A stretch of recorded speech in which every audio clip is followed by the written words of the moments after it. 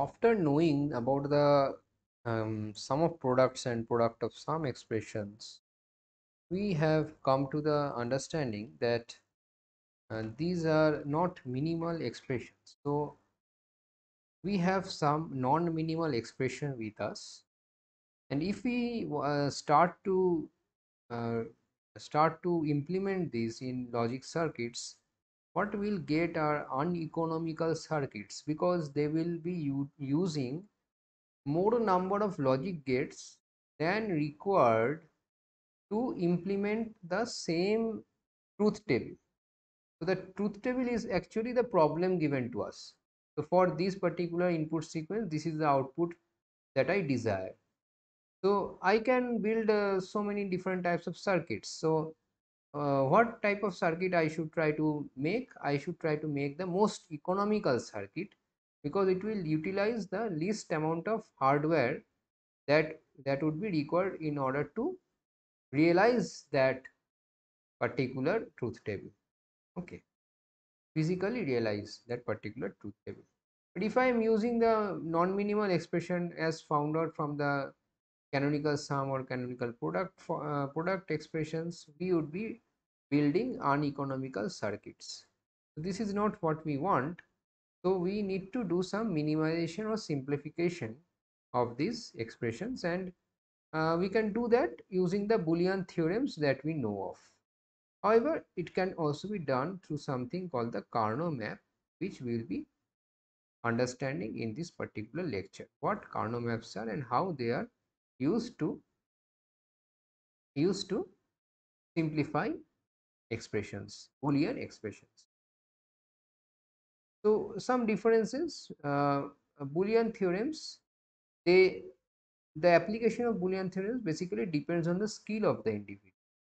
So if you are able to see the reduction, you will be able to do it. If you are unable to see the reduction, you will not be able to do it. So it depends on your skill basically. However, a Carnot map always gives you the minimal expression if you are following the steps correctly. So it is a step-by-step process.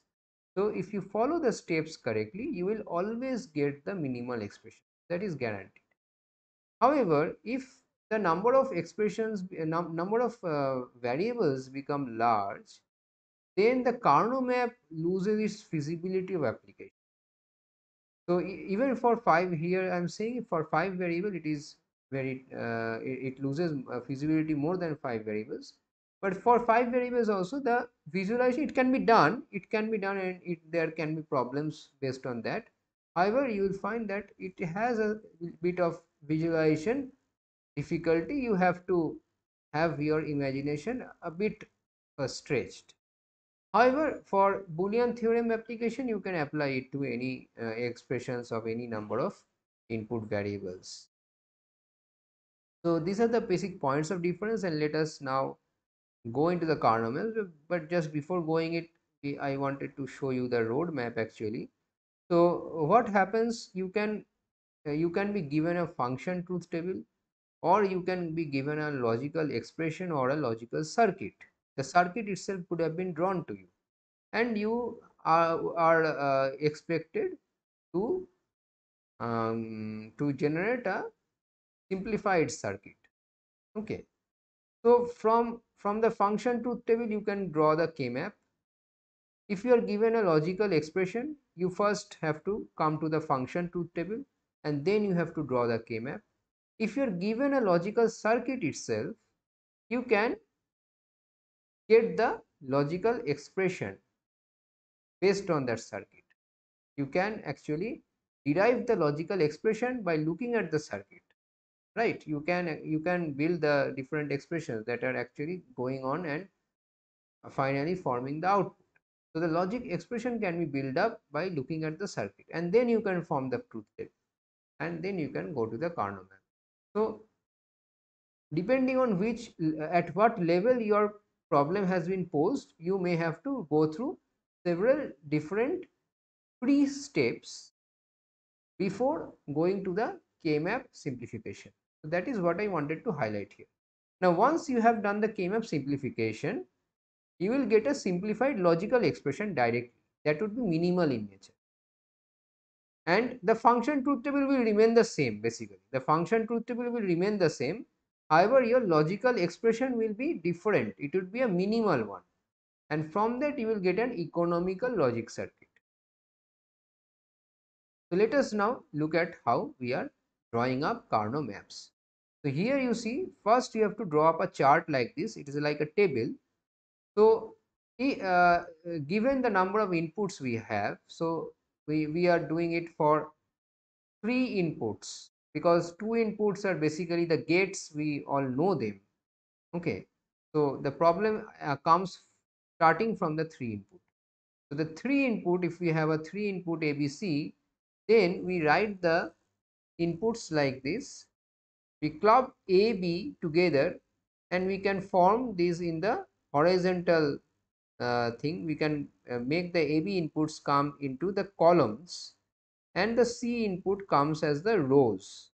Okay, it can be done the reverse way also. It can be like your A coming at the top and BC coming at the row, so it would be a elongated one like this.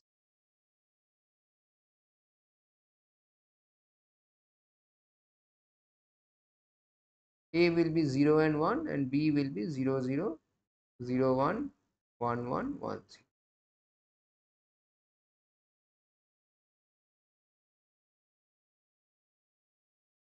This is the first thing you have to form.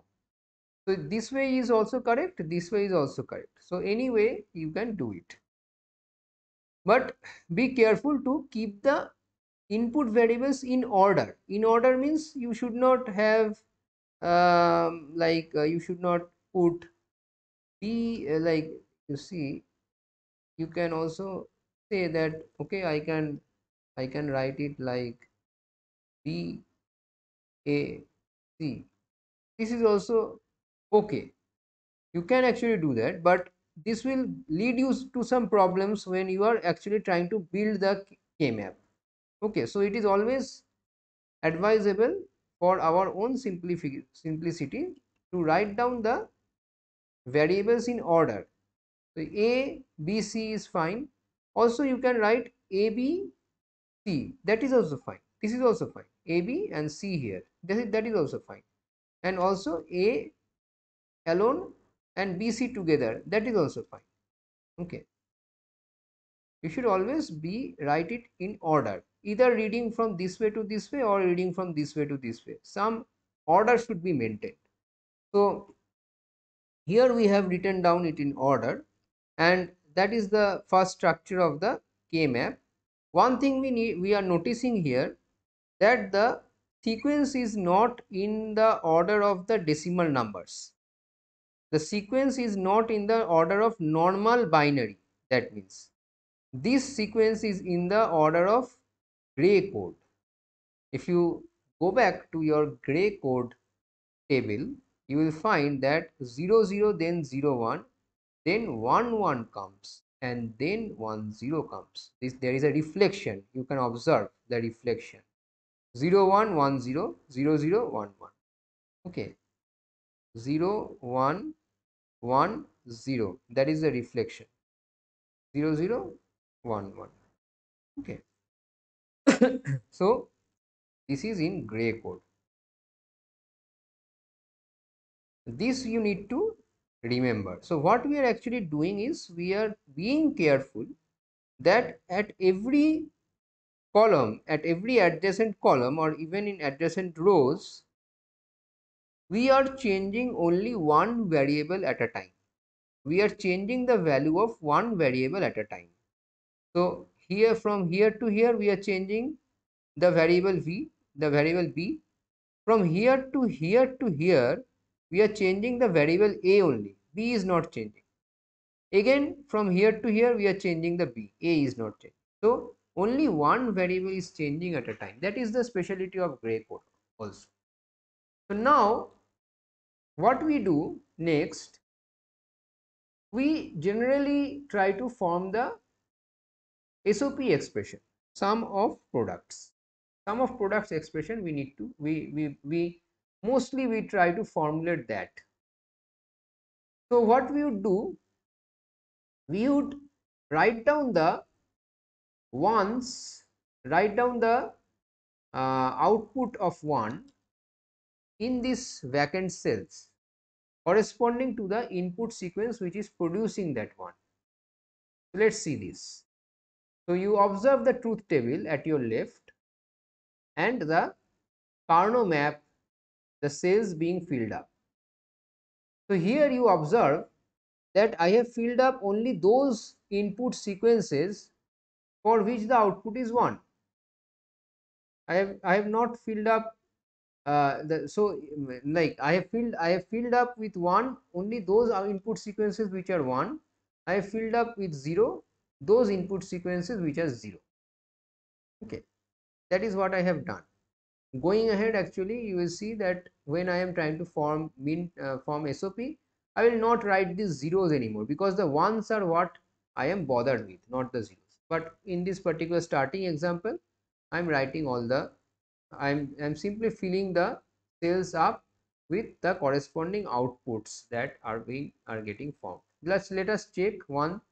So maybe 0 1 1. Let us see what is 0 1 1.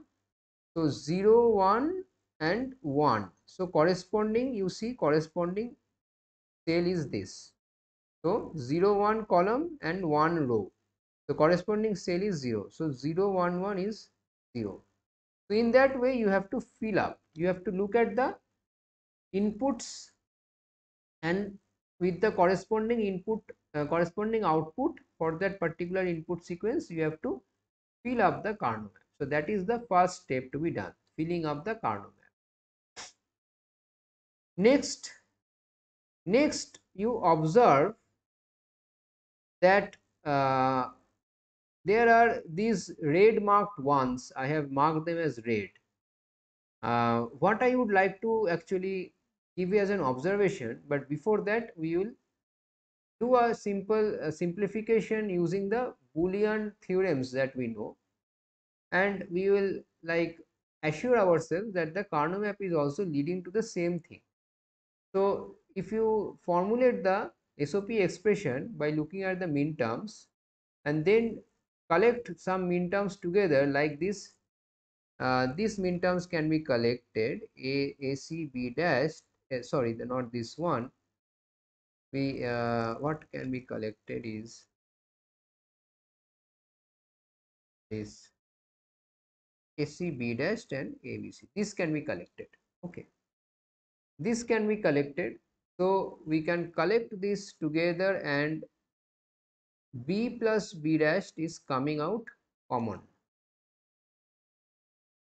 AC B, B or B dashed. Now we know that B or B dashed will always be 1. B or B dashed will always be 1. So the expression basically becomes AC. Right. Now you look at the Carnot map. These terms which could be collected and from which the B could be removed, these terms are the min terms 1 0 are with the input sequence 1 0 1 and 1 1 1. So you see these are the actually those ones which are coming 1 0 1 and 1 1 1. So these two ones are coming from these min terms which are combined together. So these two ones you notice are adjacently placed with each other, adjacent to each other. They can be reduced to give this expression AC, which literal has vanished, which literal has vanished in the Carnot. B has vanished, of course. In the Carnot map you have to observe that the literal which has changed its value has vanished. The literal B has changed its value from 1 to 0 in these adjacent ones. If you club these adjacent ones together, in this clubbing of the adjacent ones, looking at the columns and the rows, you observe that the literal B has changed its value and hence it has vanished. So in the Karnaugh map, actually, if you have to reduce it using the Karnaugh map, simply looking at the Karnaugh map, what we will do, we will try to combine such adjacent pairs, adjacent ones, and then see and then reduce the expression of these adjacent ones taken together. We would only keep that literal which has not changed its value. So A has not changed its value, and since we are writing product terms, since A remains as 1, A will remain in its original form. C has not changed its value and it is 1, so C will remain in its original form. B has changed its value, we don't write B. Then other groups of 1 we have to see, there are no other groups of 1, only single ones like this. And here you see we would have to write A dashed because A is 0 here, A dashed, B, C dashed, and A dash, A dashed, A dashed, B dashed, C. So you see here also we are getting the same expression. Another example we will see here, these four are 1, others are 0, and these 4 sequences are coming here. So together we can club these ones, we can club these ones together, and then notice which of the inputs have changed, which of the literals have changed. So B has changed from 1 to 0, also C has changed from 0 to 1. What has remains unchanged? A is remaining unchanged, so it will be simply A. The expression for all these, there are actually 4 terms, right? 110, 111, 100, 101. So all these 4 min terms can be taken together, clubbed together, and that gives you A, only A. That is the reading from the Karnaugh map. Let us see if this reading matches with the Boolean reduction, Boolean theorem reduction by the Boolean theorem. So here are the min terms corresponding to output 1, and then we can do these simplifications as has been written down, and when we do this simplification we can see the final expression is coming out to be A. So all these three or 4 steps of simplification, simply by observing the Karnaugh map we can do it in one step, but we need to understand the rules of the game.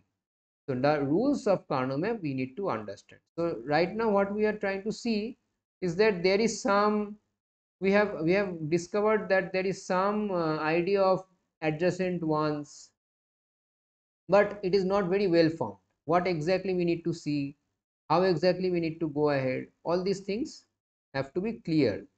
So there are some definitions to remember, and the definitions to hold on to in order to go ahead with working with Karnaugh maps. So these definitions are the definitions of prime implicants, distinguished oneself, and essential prime implicant. So what are these definitions? The prime implicants are all the largest possible blocks of 2 to the power of k number of oneself.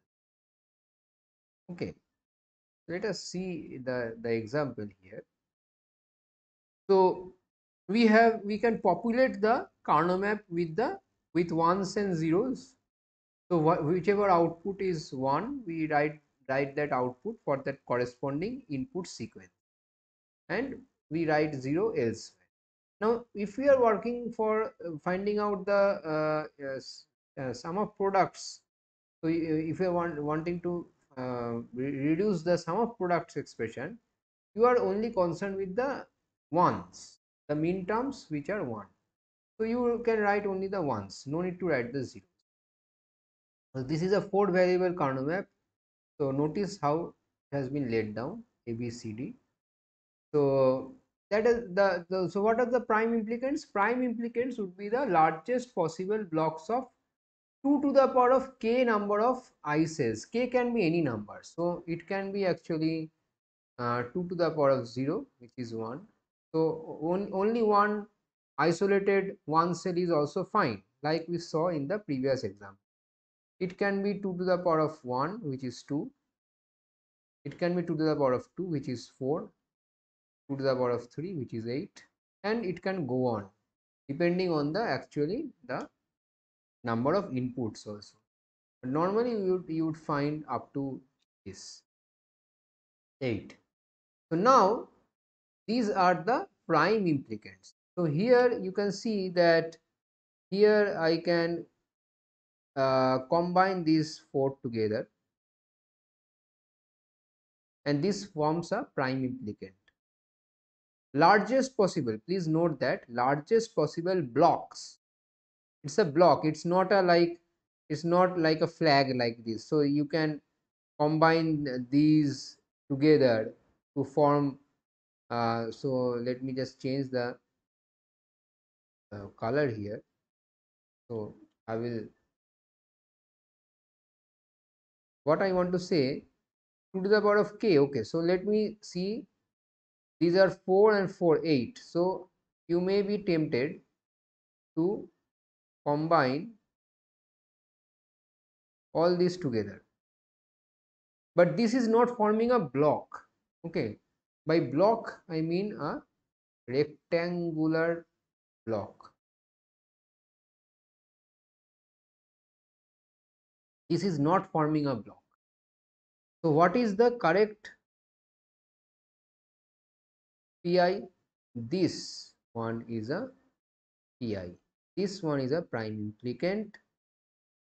Also, this is a prime implicant.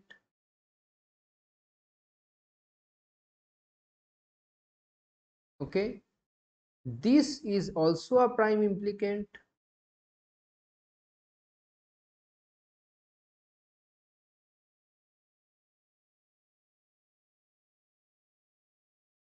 This is also a prime implicant. Now these are adjacent. Please note that the sides are actually adjacent to each other. We consider them to be adjacent. So this side is adjacent to this side. Similarly, the first row is adjacent to the last row.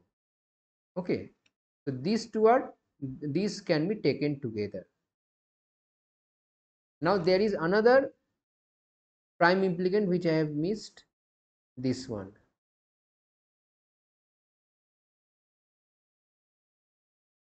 This is another prime implicant.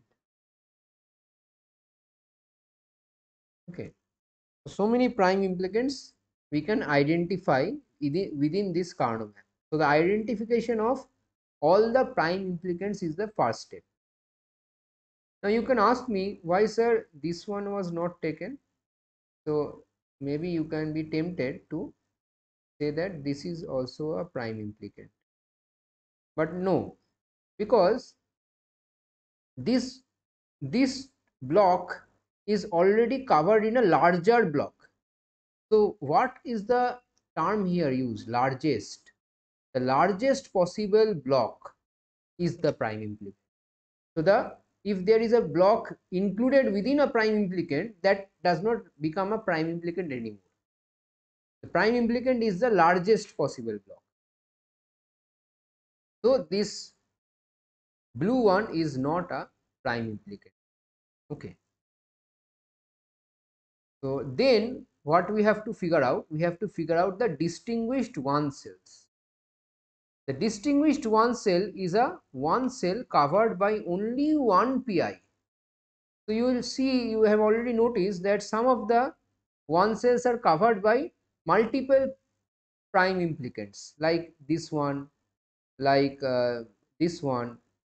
So many one cells are there which are covered by more than one prime implicants, but we need to figure out the distinguished one cells.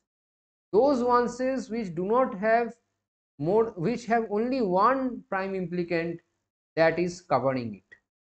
So this is one such one cell. This is one such one cell. Which are the other ones? Let me see. I think this one is another such one cell. All the other ones are covered by more than one number of prime implicants. Okay. So here the next thing we need to identify is the essential pi. Essential pi. Essential pi is a pi that covers one or more distinguished one cell. It can a pi can cover more than one distinguished one cell also.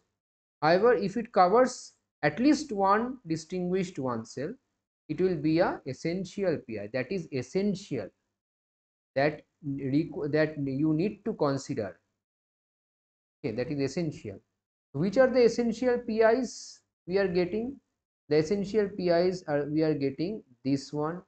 This is covering the distinguished one cell highlighted here. So this is the essential PI. This one. Okay, so that is the essential PI. This is another essential PI. This is another essential PI, and this is another essential. These three are the essential PIs. So now you see that all the ones are covered using the essential PIs. So what would be your final SOP expression? So we write it as the sum of essential PIs. However, what we mean is that the sum of the expressions coming out of these essential PIs.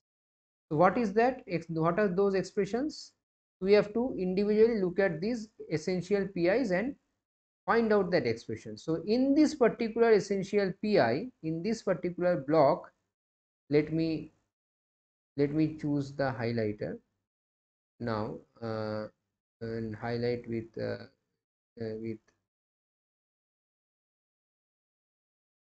blue maybe. So this is one. This is not good. So let me highlight with uh, green. So this particular essential PI. So let me first evaluate this particular essential PI. So then what I get, I have to see now which of the variables I have not changed. So you see here A has changed, B has not changed, B has not changed, and it has maintained a value of 1. So it comes as B. Then C has not changed, D has changed, but C has not changed, but it has value of 0. So it would be C dashed. Then the next essential PI we have to consider. The next essential PI, let us consider this one, this essential PI. So when we are considering this essential PI, then we see that A has changed but B has not changed. So you look into these two columns. A has changed but B has not changed, but B has 0 value. So B dashed. Then here C has changed but D has not changed, but D is 1, so B dash D. And then the final essential PI we change, which we take is this one. Okay, and here we find that what happened.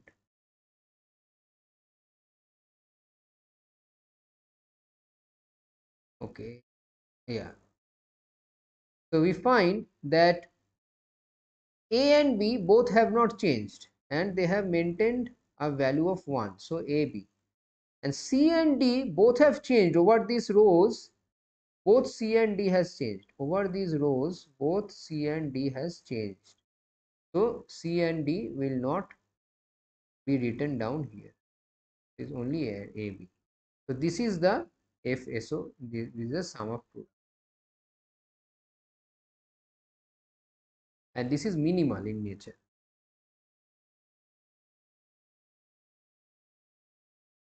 So I hope you understand how we are formulating the Carnot map. Okay. So now there are few other things to consider. So not always you will find that the essential PIs are able to cover all the one cell. So sometimes we would have left over one cell, and that time the minimal sum would be minimal sum or minimal sum of products would be the sum of EPI plus the eclipsing PI of the leftover one cell. Let us understand what it would be by looking at this example. So let us try to see what would be the PIs first. So again let us go step by step. The PIs, this is a PI, this is a PI, this is another PI, then this is not a PI because it is already covered here, but this is a PI and this is a PI. I hope I have not missed any PIs. Okay, so now we have to figure out what are the distinguished one cells.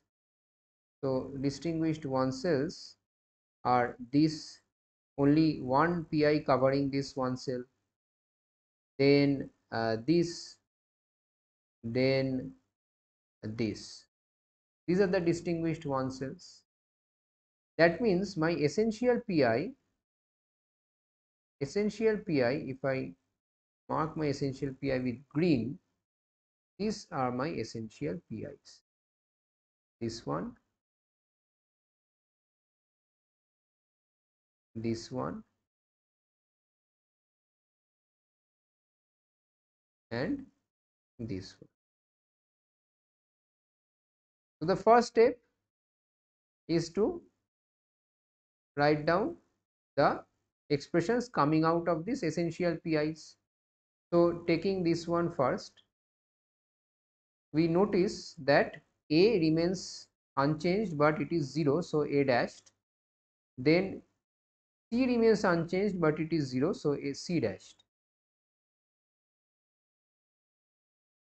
Then we write, suppose for this one, so A, B both remains unchanged but they are both 0, so A dash, B dashed.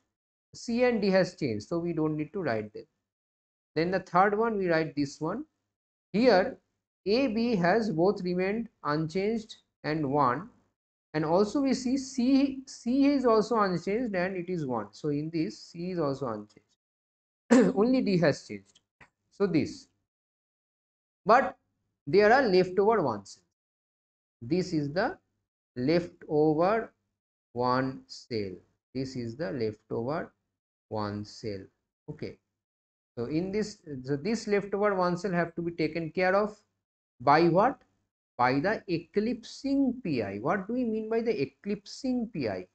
Eclipsing PI means the largest PI covering this one cell. So you see there is this particular PI, there is also this particular PI. Now I don't have to tell you which is the eclipsing PI. You can very well ascertain that this one is the eclipsing PI because it is the largest one. Okay. So the additional term that will come due to this eclipsing PI would be, you see here, A remains unchanged over this PI but it is 0, then D remains unchanged. So this is your expression. This is your expression. Yet another kind of situation can come across. Yet another kind of situation can come across where there is no EPI. There is no EPI. Then we have to do something. So let us see in this particular example why there is no EPI. So for understanding which are the EPIs, we have to first note the PIs. So you see, we note that this is one PI, this is one PI, this is one PI, this is one PI, this is one PI. Also, this one is a PI. Now you see that there are no distinguished one cells because each of the one cells is covered by more than one PI. So when there are no distinguished one cells, there are no essential PIs. So what to do in this case? In this case, we have to assume one of these as the essential PI and form a reduced map. Okay, so here let us consider this one to be the essential PI. Let me highlight more. So this one as the essential PI. So then your expression would first get the expression of the essential PI which would be A dashed C dashed D. How it is coming? You look through this EPI. A is not changing but it is 0. C is not changing but it is 0. D is not changing, it is 1. So A dash C dash D. Now you form a reduced map. So they are saying to form a, they are asking to form a reduced map. So reduced map is basically a map where you don't consider these ones anymore, which you have already considered. Then you have the reduced map here, these 4 ones. Okay. Now you try to form again. Now you try to form the Carnot map again with these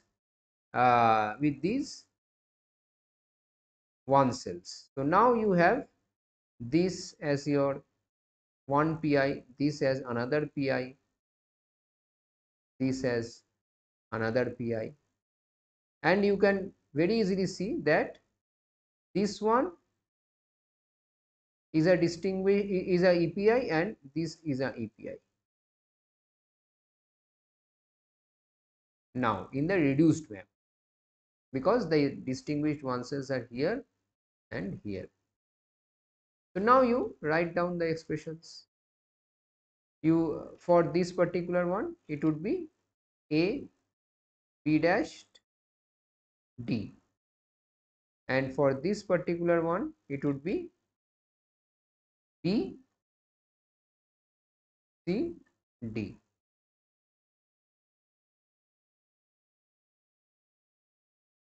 So this becomes your Carnot map. This becomes your reduced expression, minimal expression. Now just a word of caution that minimal expression may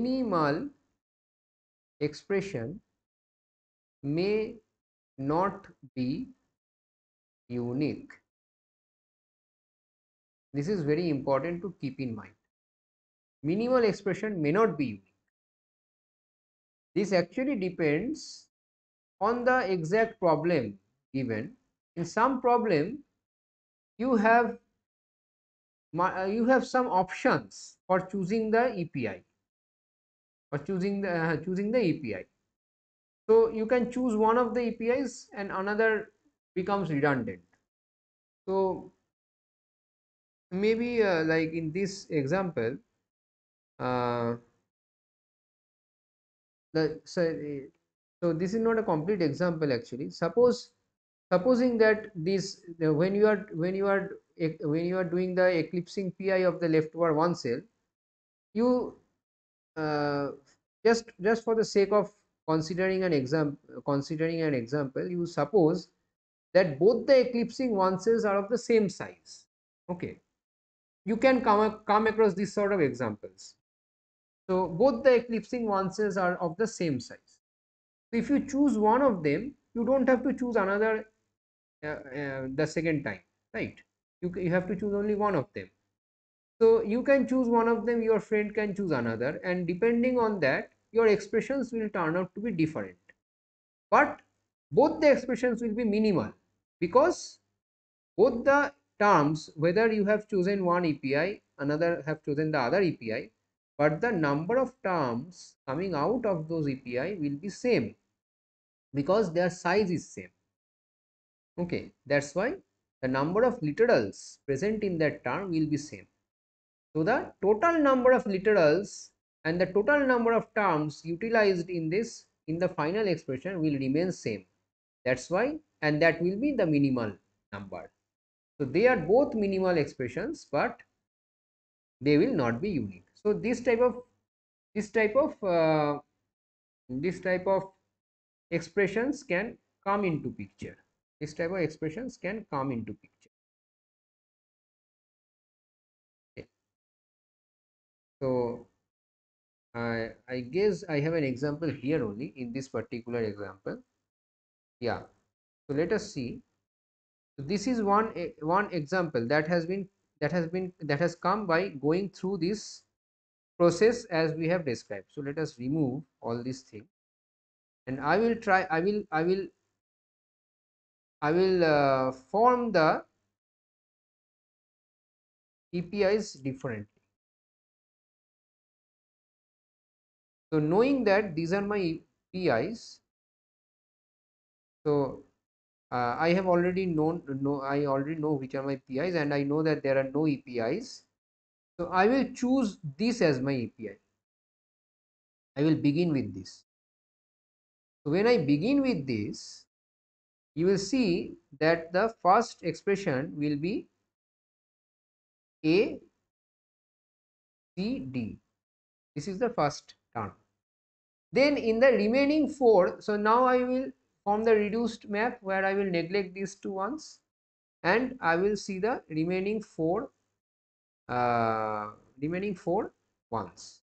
And here this is one API, this is one, and this is another. There is also another one here, but it will not be a API. Okay. So I am only choosing the APIs. So now you have another term. For this one, we have B dashed C dashed D. Check whether the term is correct. For the other one, we have A dashed B D. Yeah, yeah. So this is also correct. So you see that we have two different expressions. Obviously, these are different expressions, but both are having the same number of literals and same number of terms. So both are minimal. However, they are distinct. So the minimal expressions need not be unique. That is what need to stress here.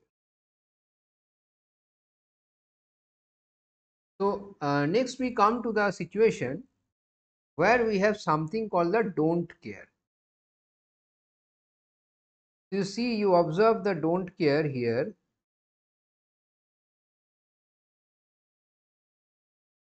So don't care is written like an X, and what does it symbolize? It symbolizes that the output coming from this particular input sequence 0011, this particular input sequence, the output for this particular input sequence is not important to us. We don't care about it. Whether it is 0 or it is 1, it does not really bother us.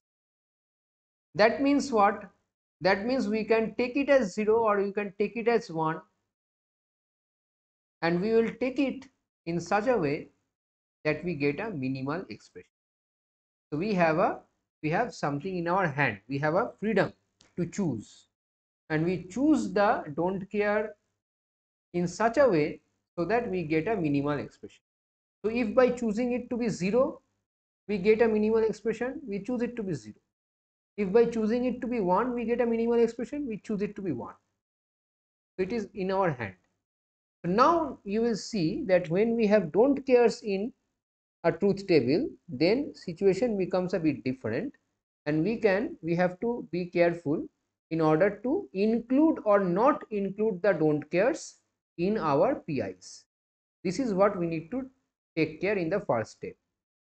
We can either include the don't cares or not include the don't cares in order to form PIs. So if you see that by including the don't care you can form a larger PI, of course you will include the don't care. In this case, you see, if you don't include the don't care, you will not have, you will have this as a one PI, this as a one another PI, two different PIs. But if you include the don't care, you can form a larger PI. Similarly, here you can form a larger PI. Also, you can form a larger PI here. Okay.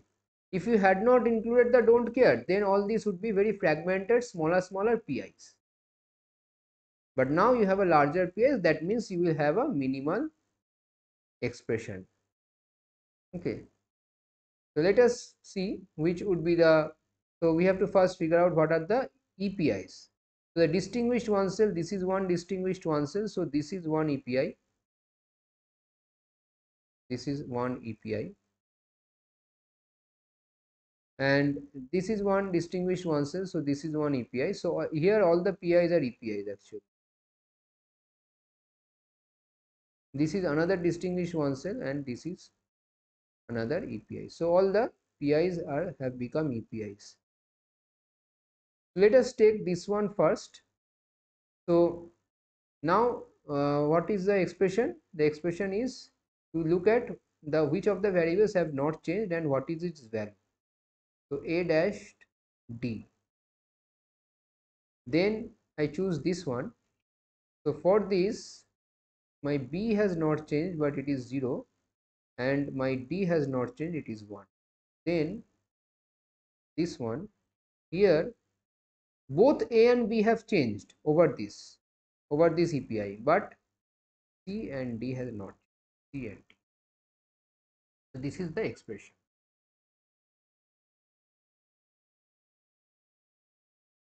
Now before going to the 5 input K-map, which is I suppose is the last part, yeah. So before going into the 5 input K-map, just want to mention this, that here we are utilizing the minimal sum expression. However, minimal product expressions are also possible to be constructed using K-maps. In that case we have to combine zeros. Here we are combining ones, we are forming PIs with 1 cells. In that case we have to form PIs with 0 cells. PIs with 0 cells we have to form, and then the procedure is same. The rest of the procedure is exactly the same. When you are forming the terms out of the EPIs, you have to be careful that if A has not changed but it is 0, then you are putting A and not A dashed. If B has changed, B has not changed but it is 1, then you are putting B dashed and not B. So it is just the opposite. So you have to take care of that. Okay, when you are forming the minimal product term, minimal product expression using K-maps. But normally we are forming the minimal sum term, minimal sum expression using K-maps normally. But it doesn't mean that you may not be asked a question like that, or you cannot use the approach of finding out the minimal product expression. You can obviously do that. Sometimes there are so many ones in the output, at the output side, that it is easier to formulate the product terms because there are less number of zeros. Okay, so this is the case actually. So it depends upon case to case. It depends upon problem to problem, which is easier, which will form a lesser expression, or it easier to solve. So these things have to be checked. But normally you can always go ahead with the with one of these, and you will get a minimal expression. Now the 5 input K map.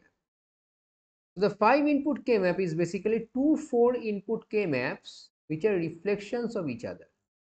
So in here you see the most significant variable or most significant bit is kept aside, A as 0 as n, A as 1. B, C, D is formed here in the K map. So one particular 4 input K map is for A equals to 0, another is for A equals to 1, and these are reflections of one another. You can see the reflection along this particular line. 1 0 1 0 1 1 1 1 0 1 0 1 0 0. The reflection you can see. Now how to combine? So first step is the same. You have to put down the ones everywhere in the map. Wherever the output is 1, for whichever sequence the output is 1, you write down a 1 there. Now you have to combine the ones to form the PIs and the EPI. So let us try to form the PIs. Now when you are forming the PIs, you have to note that you have to take care of the reflected map also. And it is like a folding it. You see it is you can fold the A equals to 1 over the A equals to 0. You can fold it, and now you are actually looking at a 3-dimensional map basically. So there are two pages folded over one another. Now you have put them side by side, but actually they are folded over one another, and you have to look through this folded configuration. So you are looking at a 3-dimensional view actually. So now you have to form blocks which are 3-dimensional in nature. So which are on top of each other, which rectangles are on top of each other, that you have to ascertain. So you see that this and this come together, and when they come together we denote it like this, giving a both headed arrow. These two come together, then this one and this one come together.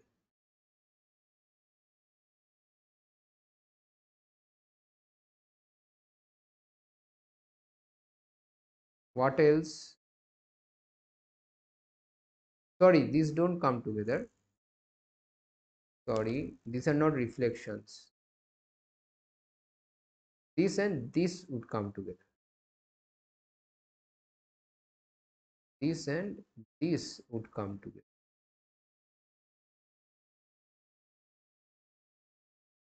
So be very careful that you are taking the reflections. Don't do a mistake. Now you see, because of the presence of a don't care here, you have this and this as reflections.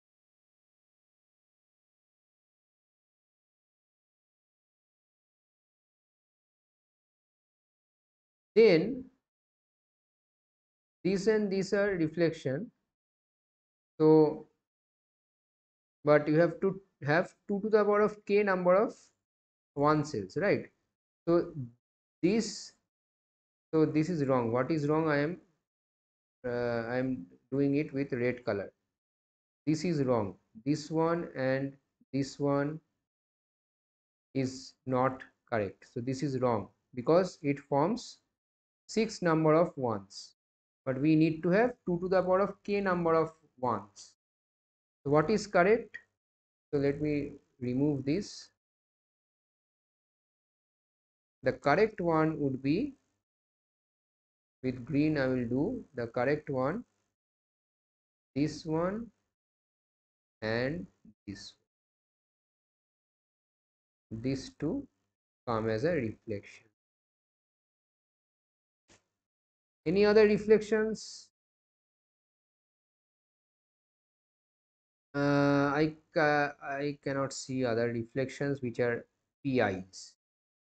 Okay, but there are some other PIs that can be formed which are not reflections. Here you see it is a PI, definitely. Also, this is a PI, definitely. This is a PI also. If you take this as a PI, you can actually take this X as a 1 and take this as a PI. However, this will not give you any additional thing, because the actual ones are already covered with already covered in other PIs. So you don't need to put an additional one inside your system. Okay, so we don't consider this. It is not required to be considered, because the other ones, you see, this one is also covered by a PI which is of size 4. That is the important consideration. This one is also covered by a PI which is size 4. This one is also covered with a PI which is size 4. So if you include this X, you are putting an additional PI which is of size 4, and it does not add any value. So if you consider this as a 1, you will get an additional PI which you could have you don't need actually, because you don't need to forcefully make the don't care as a 1 and add an extra term to it. You make the don't care as a 1 only when it helps you in reducing terms, not add terms. Okay,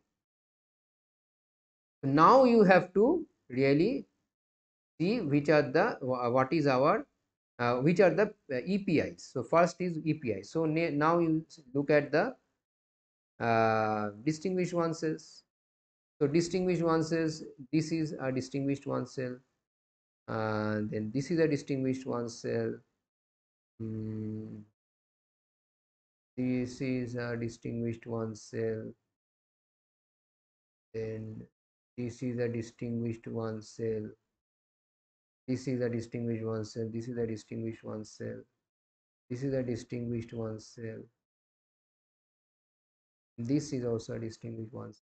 Yeah, so many distinguished one cells. So now you highlight the EPIs. So the EPIs are this one. So what I have taken, another color I take. This is a EPI. This is a reflection. This has a reflection here. So this is a EPI.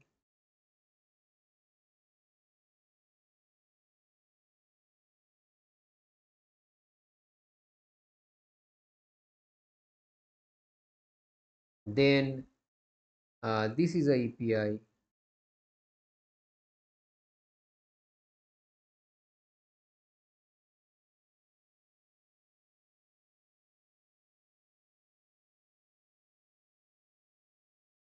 Then this is a EPI. This is a EPI.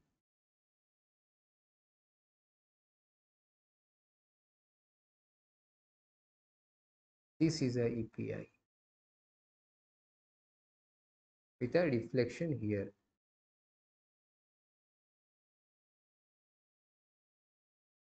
You see, one of the reflected PIs is not an EPI. This one, this green one, green arrow that you can see now, was not a EPI, but it is a PI, of course. Now you see that there are no distinguished one cells which are left over. So there are no leftover distinguished one cells in this particular case. You can form the expression now. So let us first take one by one. So let us first take this particular this particular API, which is a reflection, and you see that A has of course changed. If there is a reflection, that means A has changed. So A is not, you are not putting A, what you are putting, to see which has not changed. B has changed, C has not changed. C is C because it is not changed and it is 1. D has changed, E has not changed, it is 1. E, CE. Then plus, or let us take this one. So here A has changed, B and C has not changed, B dashed C, and then D.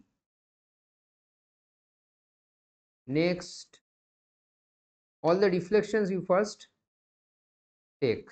So this is another one where B and C has not changed but both are 0. So B dash C dashed. Then D has not changed, that is also 0, C D dashed. What is remaining? So this one is remaining. So this is A, since A is 1, and B and C has changed, D and E has not changed but D dashed, and then this is another one, last one. A, B has not changed but it is 0, and E has not changed, which is 1. This is the expression. So I hope I have done this correctly. So if something is missing or I have missed an API or something, you can correct me and you can do the correct expression yourself. Now you understand how to do it. So so just be careful when you are doing it. Be careful and be patient, be concentrated, be attentive, and you will not do a mistake. So so that is all about Carnot maps. So here I end my lecture and thank you for your attention.